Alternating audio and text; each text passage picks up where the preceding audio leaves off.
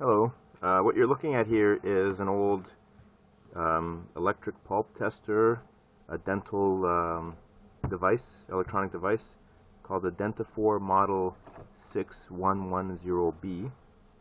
You can see it there. And they didn't make too many of these. I have here a serial number of 01188. So I'm not sure. That means they basically made a few thousand of these. I don't know the date either. It looks like it's quite old. It says here, caution, federal USA law restricts this device to sale by or on the order of a physician or dentist. So this is a medical device, and there's some buttons here for auto and manual mode, on off. There's you can adjust the values. There's a treatment parameter calculator. It looks like current milliamps times the amount of time, and essentially the dose, which is in milliamp minutes, and then you can start and stop. And it says here it's an Iontophoretic applicator / pulp tester. So there's a spot here that says probe, and there's a reference, and you have drug polarity, negative or positive. So I'm assuming that switches it the polarity of the current flow. Now, it came with a few probes. So it's essentially a zapper. It will zap your tooth or whatever you want to apply current to. And in case of a tooth, if it's alive and the nerve is able to sense things, it would probably, you'd feel it, and it would give you an indication that your tooth is okay. These are some probes that it came with it. You'll notice here, I'm not really sure what these little things are, but there's a small one there. This is a larger one, and it comes what looks like some copper pads, so that would be stuck on somehow. Let's see why they're different color leads, because on one end, oh, I see, there's two different leads. Now these are all designed to go into the reference, so they would go into this port here. Okay, so that would go in there. Okay, and then, or the other one, and you'd have a nice copper surface that you'd put on the patient's skin somewhere, make good contact with it in order to allow you to get a return flow of current.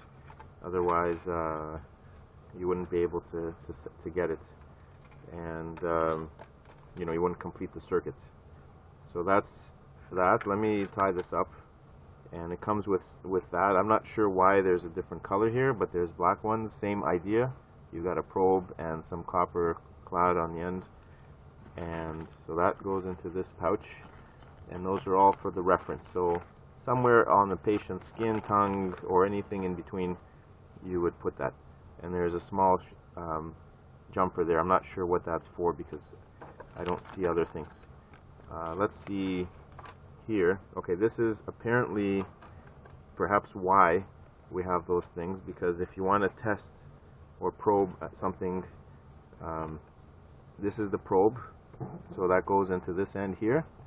Some kind of a DIN connector, it looks like. There's looks like 7 pins there, and it locks in a certain path like this, and then I guess it turns to lock in. No, or it just goes in one way and that's it.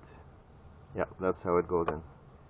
Okay, and the end of this one has the port, so you can put your two you know, the probes in here, and it would get connected up across whatever you're trying to probe. Okay, let's put that away. There are two other probes that fit with the DIN type connectors. There's this thing here, which clearly says pulp on it, and there's a little metal thing there, and there's a couple of attachments. There's a one there, and there's another one here.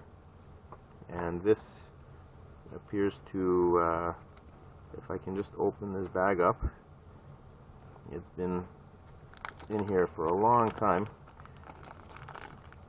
You know, you want to make good contact with whatever you're testing, so you'd put some kind of lubricating material there, toothpaste or other thing that would make contact. So that's it there. This part here is coated in some kind of a insulator.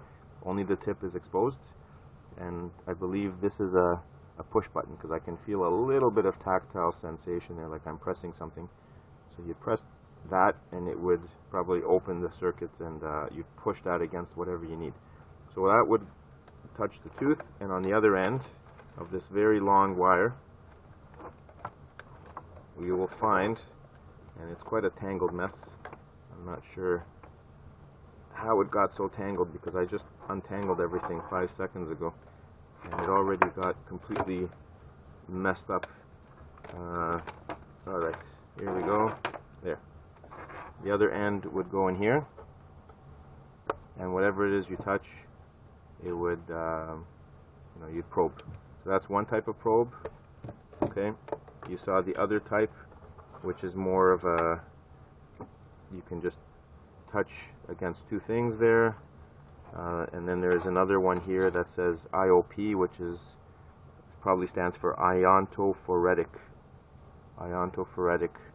You've got up and down, so I bet that's the remote to increase or decrease your amount, and then you have your stop button. So it acts like a remote. So that's most likely why there's extra pins on here. Probably 1 or 2 pins are actually for the current, and the other pins are used for controlling. And because there's several different tips, those controls adjust. Those different buttons it's set in here it knows what those pins are for. So that would go on here as well, and it only lines up one direction, like so. There. And once again, there's an opening on the end, and I see more tips here, and that would go on there. Okay, this is a shorter tip. It has also an insulated barrier right on the end, and that's it. Now, I did notice another package here. I'll leave that alone.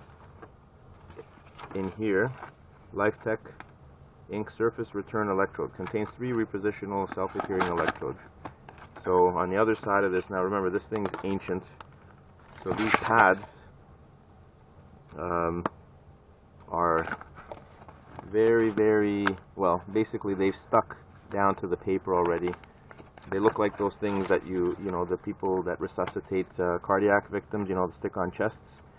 They're made of this gooey adherent material, and they've long expired, I believe. This thing looks like it's completely dried up and stuck to the paper. But as you can see, there are 3 leads coming out, and on the end of them, they are like this. 1, 2, 3. Okay? Now, I have no idea at all how this is used.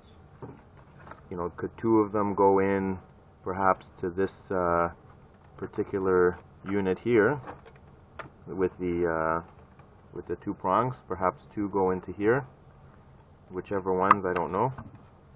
Let's assume these 2, and that connects up to the probe, and then perhaps the other one goes to the reference, like so. I don't know. I have to dig up the manual. If anyone out there knows what this thing is and what it actually does and the purpose for it and the age of it, please leave it in the comments. So I'm going to remove this so I don't shock myself here. Maybe I'll leave that one on just for the heck of it. Okay, so we're going to turn this puppy on and see what's going on, and I'm going to open it because I want to see what's inside this thing. I don't have fresh batteries on me, so I'm going to wire it up to a 6-volt source. Okay, these are just in series. You can see on the inside it was all crusty. I sanded it a bit. The back one here had foam that all fell apart, so I removed it. So here we go. This is negative. My colors are a little bit different because I hooked these up myself, the alligators. Okay, so that's it plugged in. Let's turn it on and see what happens. I'm going to just open up the stand, and that would sit like this. Okay, so on. Okay, 1OP or IOP, that's Iontophoretic. Manual and current. So we've got auto. Now the end that this is on here, let's find the probe that I've got attached to this. And where is it? This one? Okay. Oh, there you can see I'm able to start and stop it with this remote. Okay. If we go into manual, which it is, and then it says current, and if I go up and down, oh, it's not doing, oh, I can lower it. So as you can see there, and let's see if this will also do it. So this button here corresponds to this button. So I can lower the current if I need to, and if I hold it down, it goes really slowly. Oh, there, it starts to speed up if you hold it long enough. Okay, so I'm going to go back up to, say 1. I'm assuming those are amps. I'm not really sure. Okay, and let's see. So that's the current. And then I press this, time, and I can decrease or increase the time. So we'll do, say, here we'll change the time to 30 seconds, or here 5 seconds, even better. Okay, and then if I press this button, it probably shows the multiplication. So it's taken 1 times 0.5, and that's the dose. So let's round this up so I can figure out exactly what this means. It's milliamp per minute. So if this should be 1 minute. Okay, there, 1 minute. Is that 1 amp or 1 milliamp? I don't know. Let's press here. Dose is 1 milliamp dash minutes. So that must be in milliamps. Yeah, it says current MA. So let's go up. So it actually doesn't deliver that much. I thought it would be a lot more, but you know, still milliamps or milliamps. They're nothing to be trifled with. Let's increase this up to, there's the max, 2.5. So 2.5, and it reduced the time, and the dose is the same. So what's happening here is if you adjust any of these, it will, it looks like it keeps the dose locked in. Or I can, if I lower the time, I can't lower the time actually because it can't increase the MA. If I increase the time, let's say we go up to 50, I press my dose is 2. Interesting. It seems to want to keep dose the same. If I adjust current down, it may increase the time to keep the dose the same. You see, the dose is, if I go down to 2 and I decrease my current, and I haven't touched dose, let's press on time here and see what happens. It went up. My dose remained the same. See that? If I lower the current down even further, okay, we should see time has gone up. See? Because it kept the dose the same. So it's trying to keep the dose constant. Now, let's press start and see what happens. Okay, open. So it went up, and then it detected an open circuit, I guess, because it's not getting any return on the lead. I don't want to apply this to myself. I don't feel like electrocuting myself right now. But let's see what happens if we plug this green one in, or even better, let's just use this little short one. Okay, and we'll try to find some surface to test this across. See if this will work. Okay.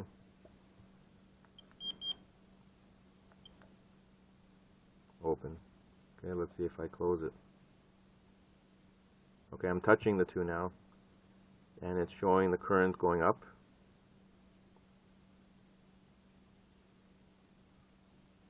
Okay. And then what? 1.13. Okay, that's what it was set to. And how long is it lasting for? I don't know. Open. Okay.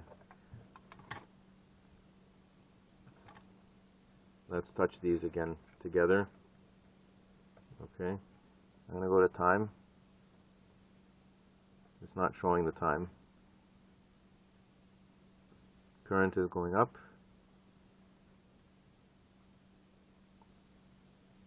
.13. Okay, now it was set to run for a few minutes. So does it give us, that's the dose? Oh, I see. So what's happening is the time is going up if you press it. Once the current is set to the highest, you can press time. It will show you what the time is, and dose will show you what the dose is because it's multiplying the time by the current. So once it reaches the time, I forgot what we set it to, but I think it went up. It's supposed to go up to a minute 40. from what I remember. And the dose, I don't remember what we had set it to, but it should stop when the dose has been delivered.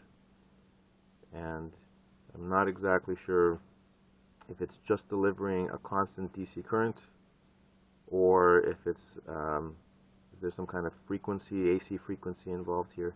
We're going to have a look and see and read into the manual more and the principles behind this thing.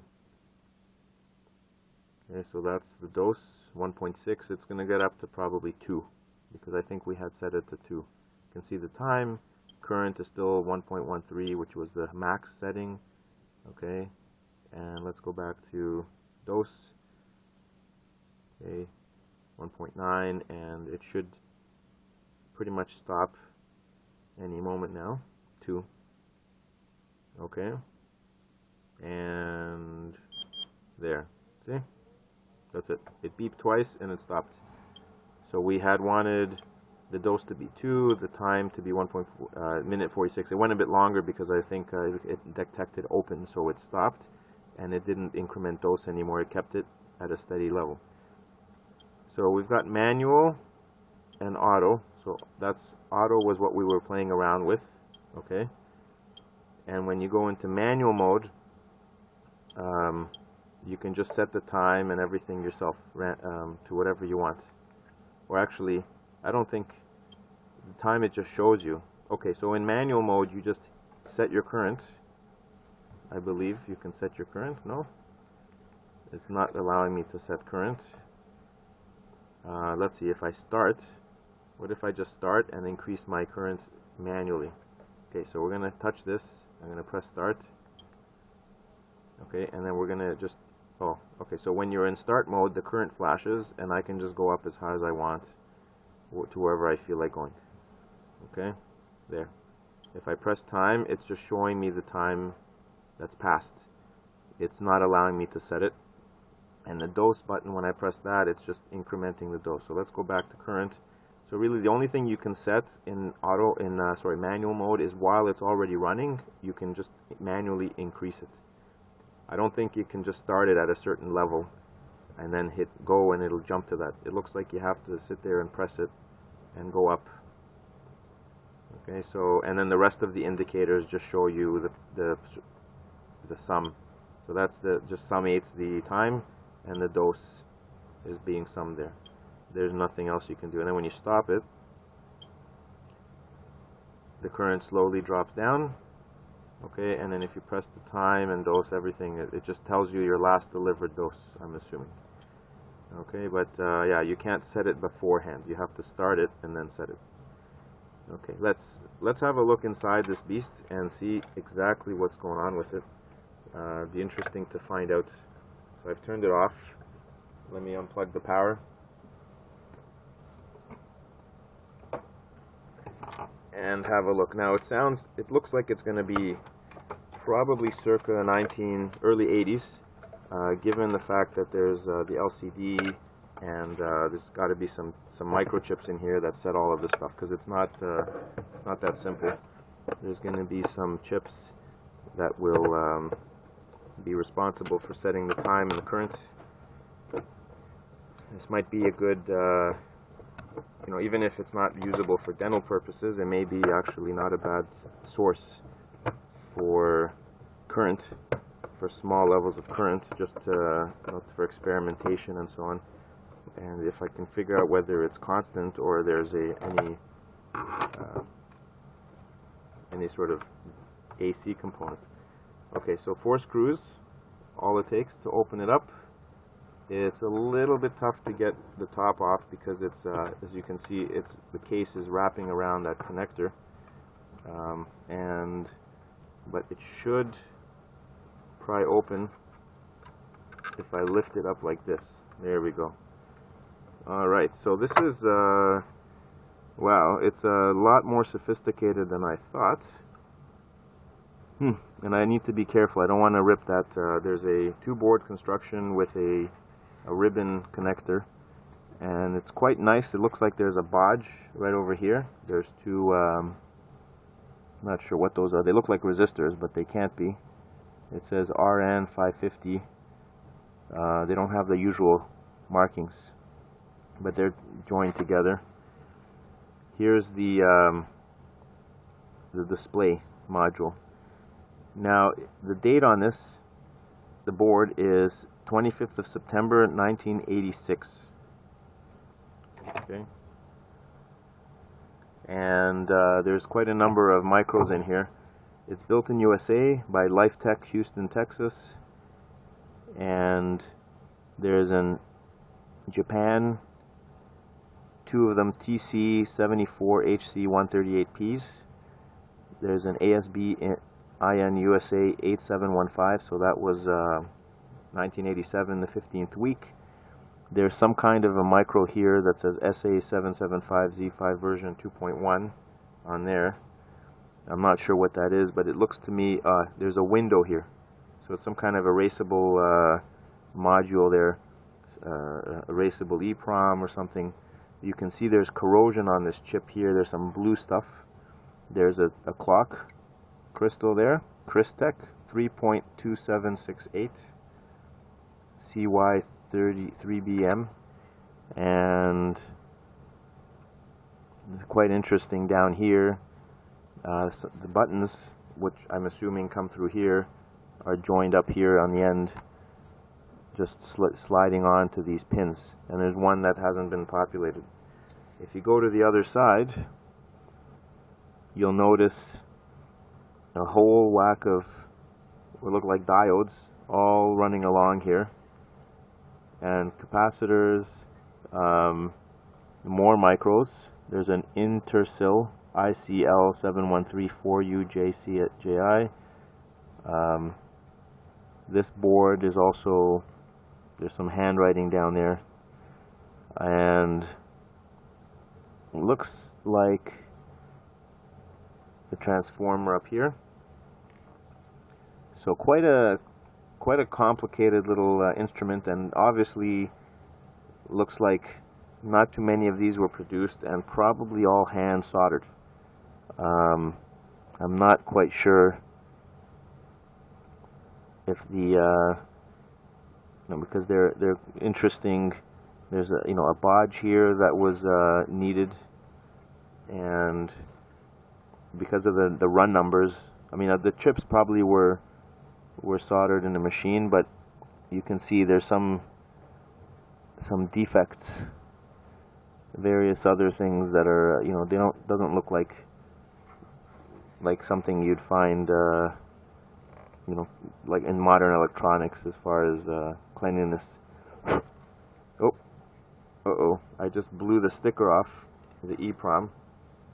You can see it there, and it's really nice looking. Let me see if I can get a magnifying glass to show that. You can see the window there, and it's quite nifty. There's little wires off the end. Let's see if I can get a close-up of that somehow. It looks rather neat. What I could do is perhaps with the phone. Nope, that won't work because it's not working. But most likely it should be still okay, even with the sticker falling off.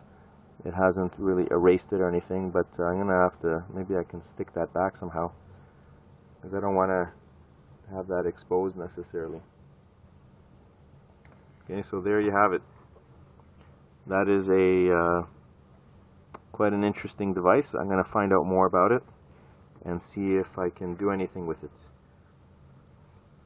So if you have any comments or any ideas about this device, more so if you were involved in designing it or have used it, please leave it in the comments. Thank you. Alright, so I've played around a little bit more with the Dentaphor Model 6110B, and I figured out that it is just basically you set a current, and it outputs a current through the probe, and the reference is the return path. And so if I have my multimeter here, I've got my input, essentially the probe here, coming out through here, and I've got it going onto the red here into input, passing through in series, and then coming back out and going into this reference here. And if I turn it on, and I've set it to milliamps, and I'm going to turn this on. I'm going to get a little bit closer here. Okay, you'll notice that if I start this, and now I increase my milliamps. Oh, sorry, this is on AC. I gotta put it to DC. As I increase it, you'll notice the multimeter going up as well. Okay, so if I'm up to 0.23, 4, 5, 6, 7, 8, 9, okay, I'm keep pressing up. It's not going up very fast. I wonder if there's any way to increase it in faster increments. But the maximum is 2.5 milliamp. It's pretty close, as you can see. Okay, now this is a 1986, 1987 date code on the chips there, and I'm up to 0.9 milliamp. Okay, so constant current source, and there's 1, and it's pretty much spot on. So it's really close. See, 1, 2, 3, and so on, up to 2.5. And that's just directly,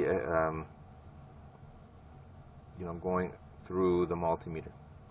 Don't know what it does if you connect it up to tissue, you connect it up to a person, how exactly it does the, the output to correct for it. If it's trying to keep a constant current, will it change voltage accordingly to try to overcome the resistance, and up to what point will it cut off? So obviously here there's no resistance. It's going straight through the probe, through the multimeter, and back out. Now it looks like it's a little bit off here once you get in the higher ranges, but it's still not too bad. Not too bad at all. Okay, so really the question becomes, here, I'll turn this off. You can see it going down. And if we try to pass this through a resistor of some kind, here's a resistor. I'm going to place the reference return through the resistor. I just have to, I'll use a couple alligator clips in order to make that happen.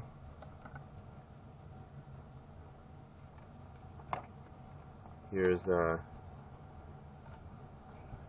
actually here, I'll put that in here.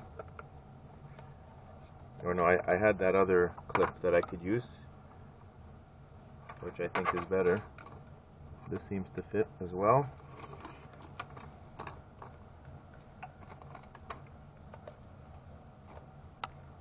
Okay, and I'll clamp onto the reference. We'll clamp here, and this will wrap around this like so.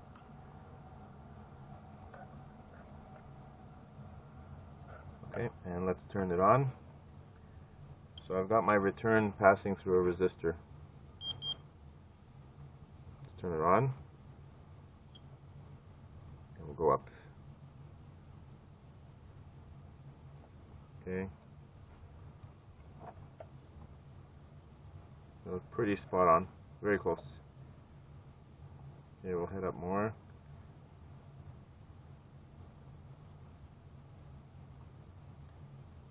Okay, 0.3, and I have a resistor here.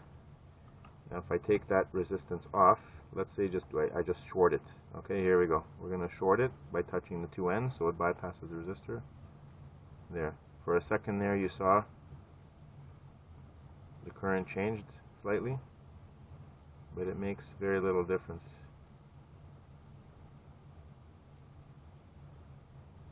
Now obviously if it's an open circuit, it will detect it. As soon as you touch it back, it will return back up. Okay, and if I short it, there you go. Really makes no difference at all. It's the milliamps remain the same through the multimeter.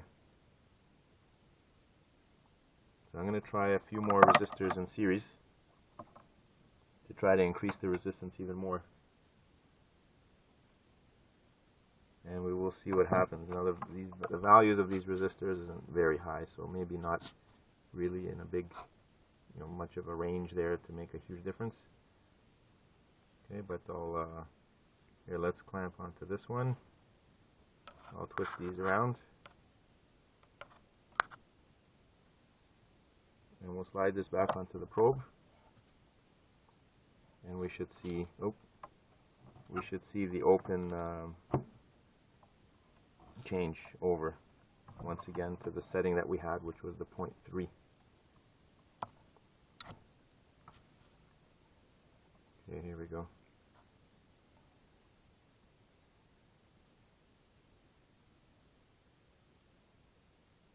Okay, it's ramping up.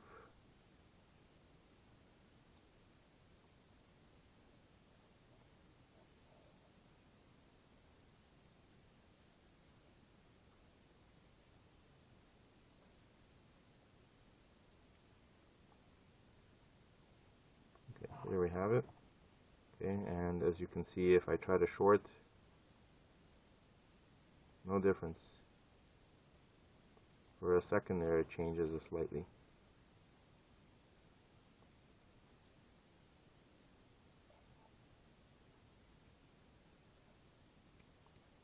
So no matter what I do,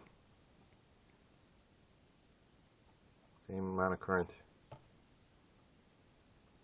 Now let's look at the, I can't really check voltage here easily.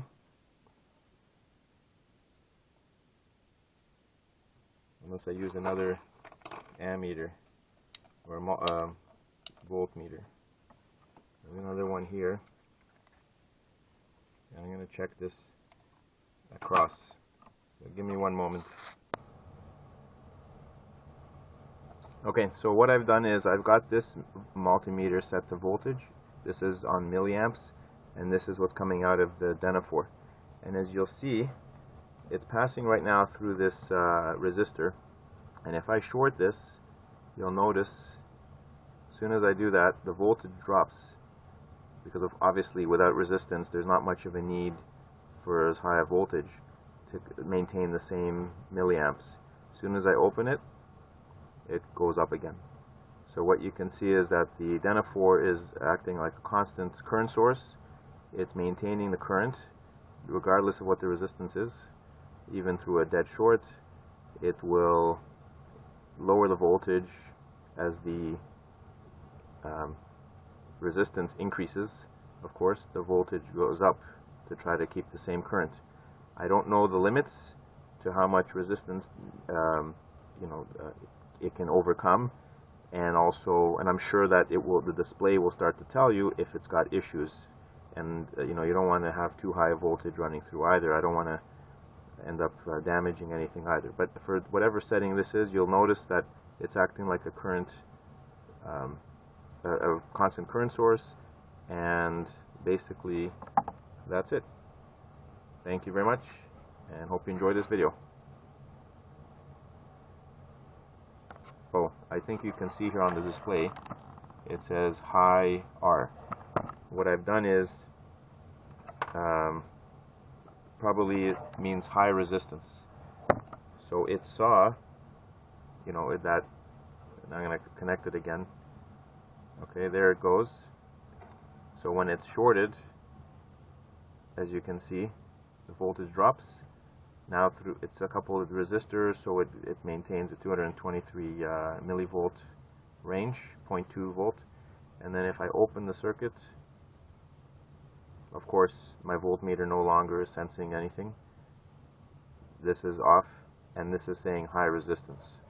So that explains it. I don't know what the limit though of the voltage it can crank out, but that's the error, because it can obviously not overcome the resistance, No matter what voltage it's getting, it cannot sense any current.